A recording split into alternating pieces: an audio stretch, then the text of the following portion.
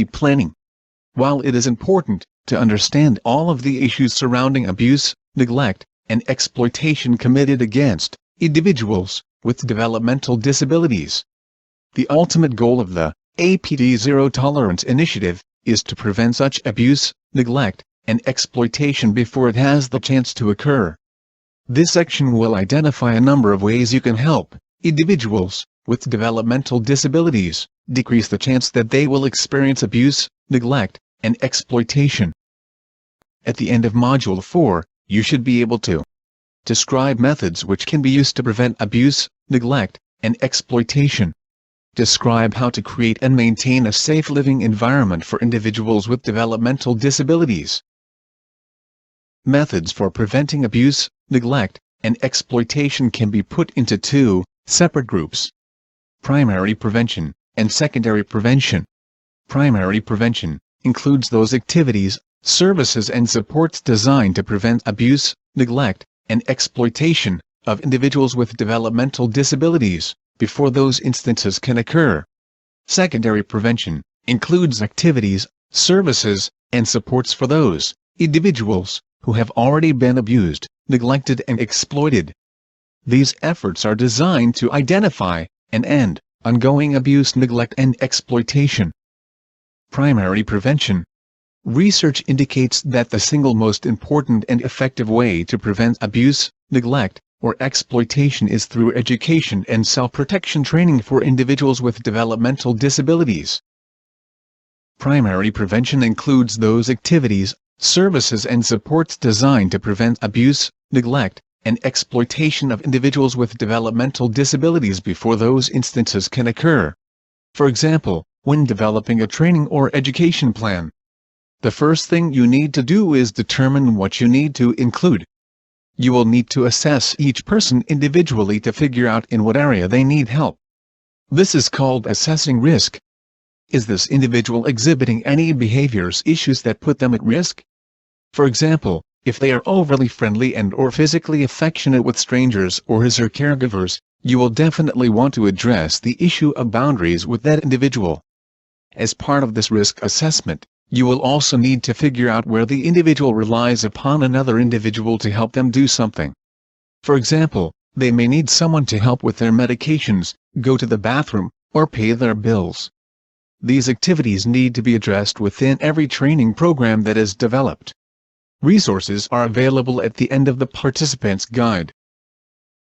When developing a training plan, the assessment of individual learning styles is critical.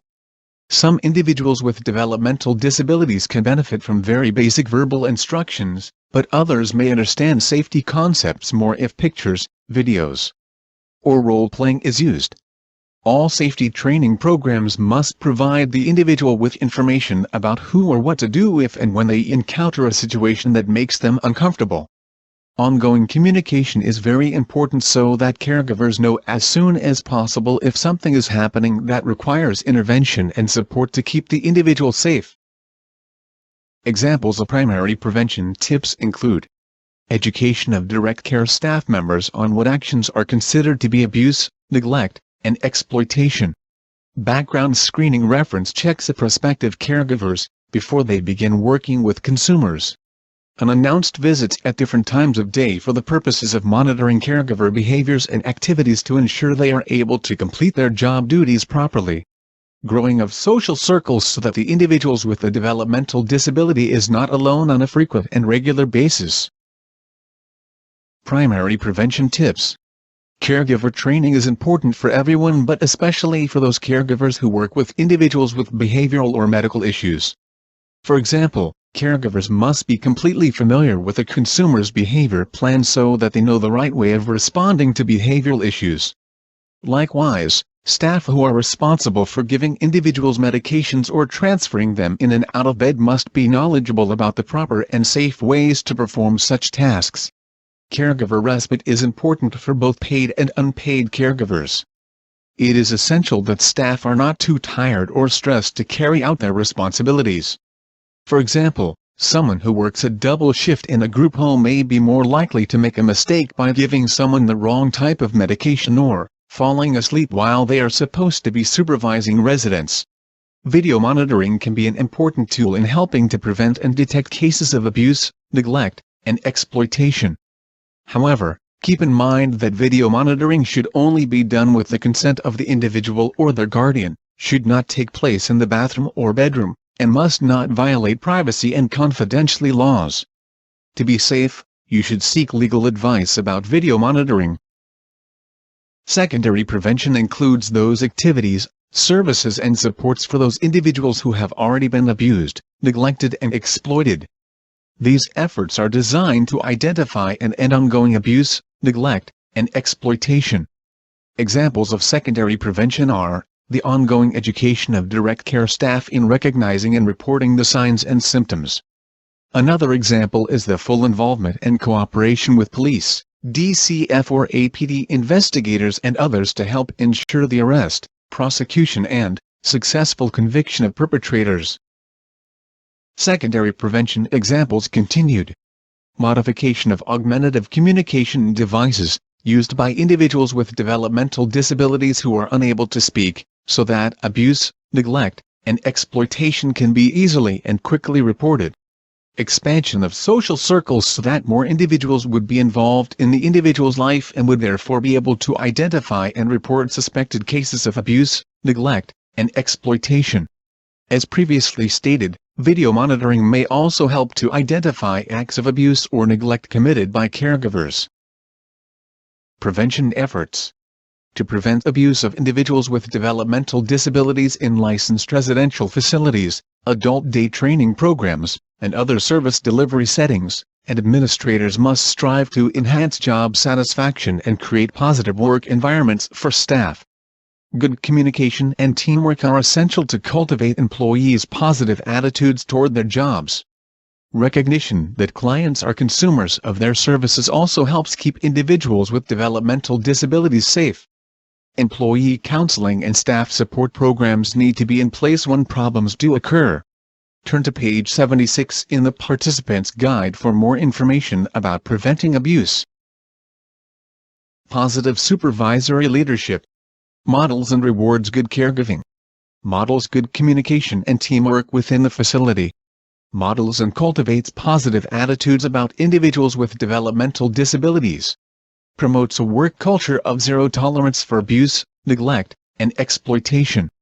Encourages a team approach to dealing with behavior management. Here are some ways to provide good management that includes prevention strategies. Be a good role model. Have adequate and well-prepared staff. Set realistic expectations of staff responsibilities. Recognize that clients are service consumers. Take steps to enhance job satisfaction for staff members. Provide employee counseling and staff support programs.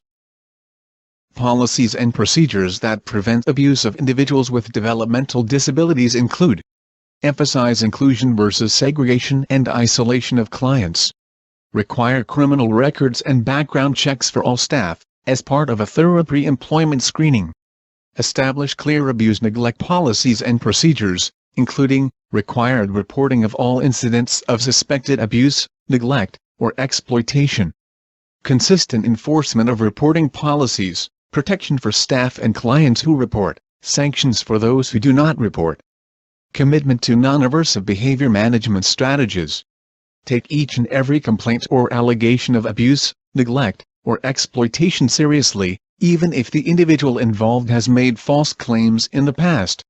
Turn to page 76 in the Participant's Guide for more information about policies and procedures.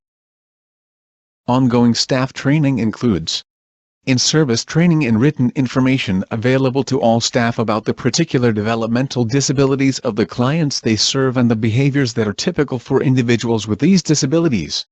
Positive behavior support training for dealing with challenging behaviors. Training in non-violent strategies for managing crisis situations.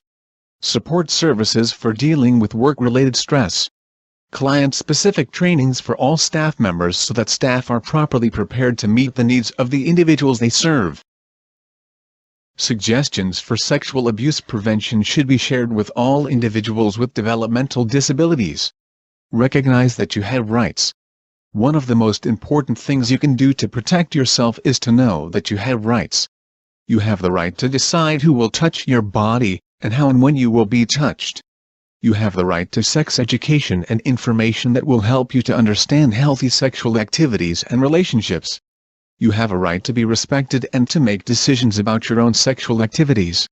You have a right to have safe relationships and to not be abused. Discriminate between good touch, bad touch, and uncomfortable touch. Know the difference between good touch, hugs, comfortable pats, and bad touch, hitting, slapping, hurting, and uncomfortable touch, touch in private parts that make you feel uncomfortable.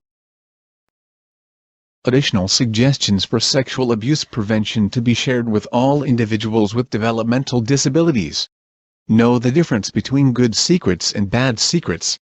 There is a difference between good secrets, memories of fun times between friends, and bad secrets, when someone doesn't want you to tell anyone what he or she did to you. Trust your instincts. If something feels dangerous or intrusive to you, you have a right to say no, and to protect yourself from harm. Just say no. Even someone you know can try to sexually abuse you. Remember that you have the right to say no to any unwanted touch, even from a boyfriend or girlfriend, caregiver, attendant, family member, and healthcare professional or other trusted individual in your life. Tell them to stop, and tell someone. If someone touches you in a sexual way, and you do not want them to, tell that individual to stop. Then be sure that you tell someone what happened. You can tell a counselor, staff individual, your parents, your doctor, or someone else you trust. Talk to someone you trust. If you think someone has sexually abused you, talk to someone you trust. It can help to get a second opinion of the situation and how to handle it. There may be a local sexual assault hotline in your community that you can call for support, counseling, or other referral. Remember to call 911 if you think that someone is trying to get into your home. Even if you are not sure what is happening, it is best to call. Also, notify police immediately if you have been physically harmed or sexually abused. Tips for caregivers to prevent sexual abuse. Research indicates that the single most important way to prevent sexual abuse is through education and self-protection training for consumers. Unfortunately, society has traditionally viewed individuals with developmental disabilities as asexual, eternal children, and there has not been a great effort to provide any type of sexuality information to these individuals. By not acknowledging or understanding these individuals' need for knowledge and appropriate sexual expression, society is responsible for creating a culture of ideal victims. By ignoring this issue, we may also be contributing to creating even more perpetrators of these crimes, as many individuals with developmental disabilities, who have not been taught otherwise, may seek to express themselves sexually in inappropriate and, sometimes, illegal ways. Turn to page 79 in your participant's guide for more information about preventing sexual abuse. Tips for caregivers. Some caregivers feel uncomfortable talking to individuals with developmental disabilities about sexual activities. Keep in mind that many individuals may feel uncomfortable talking about this subject. This is understandable and expected. You most likely will feel more comfortable once you get started. Use of printed materials appropriate to the individual's age and level of understanding will help. Some tips to make the discussion easier are on the next slide. Here are some tips to make the discussion easier. Recognize the individual's need to know. Don't assume that the individual does not need to know about sexuality just because of her or his disability. We all need accurate information about our bodies to feel good about ourselves, to protect ourselves, and to take care of our bodies appropriately. Set boundaries. Don't permit an individual with a developmental disability to engage in inappropriate sexual behavior. This kind of behavior won't be tolerated by others and may even get the individual arrested. The same rules should apply to an individual with a disability as to individuals without disabilities. For example, an individual should not get away with inappropriately touching your body just because he has a developmental disability. It is appropriate to help set boundaries for an individual's sexual behavior, as long as you do so in a way that is clear, open, and does not make her or him feel guilty for being sexual. Identify appropriate behavior in public and private. Be very clear about what can be done in private, such as masturbation, and what can be done in public, such as hugging. This concept often presents problems for individuals with intellectual disabilities, and can put them at risk for socially unacceptable behavior. Teach protective behaviors. For example, teach men to use a urinal properly. Do not teach men to drop their pants at the urinal. While this may be easier to teach and more convenient for them and their caregivers to manage when they are small, this behavior marks these men as easy targets for sexual predators. O'Neill, 2003. Use appropriate names for genitals.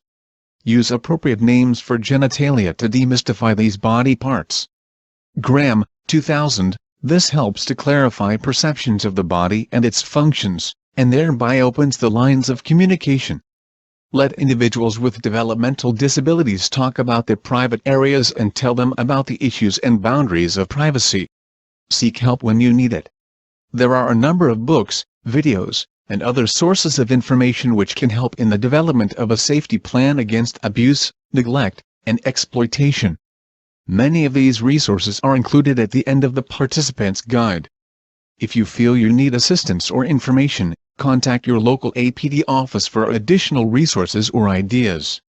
Last but not least, if someone with a developmental disability lets you know that he or she may have been abused, neglected, or exploited, it is very important that you respond to that individual in a sensitive and caring way.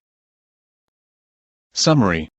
In summary, methods for preventing abuse, neglect, and exploitation can be put into two categories: primary prevention and secondary prevention. Primary prevention includes those activities, services and supports designed to prevent abuse, neglect, and exploitation of individuals with developmental disabilities before those instances occur.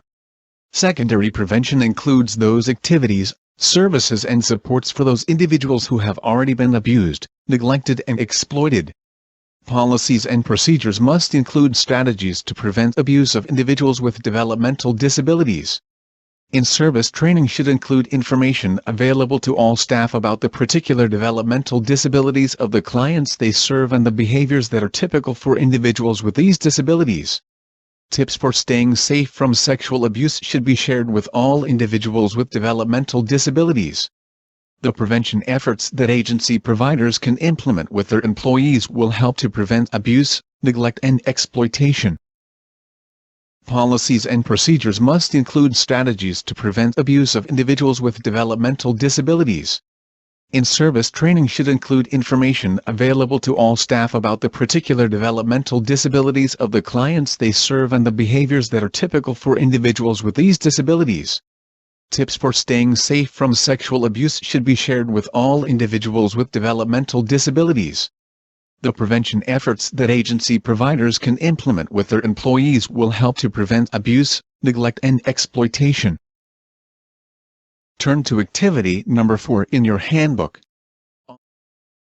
This information provides the sources of the information in this presentation. One source is Child Welfare 3 Information Gateway, and it is available online. A study, The Sexual Abuse of Young People with Disabilities, Treatment Considerations, Mansell, Sobsey and Calder, 1992, and an article, Exploring Risk for Abuse of Children with Chronic Conditions or Disabilities, Parents' Perceptions of Stressors and the Role of Professionals. More sources are provided: Combating Violence and Abuse of People with Disabilities, A Call to Action, by Nancy Fitzsimmons and the Domestic Abuse Intervention Project in Duluth, Minnesota. We also recognize that in order to succeed in our efforts to protect people with developmental disabilities from maltreatment, we ask that you also take a few moments to check out the information posted on the APD Zero Tolerance website. Congratulations! You have completed the course. You will now be provided instructions to access the assessment.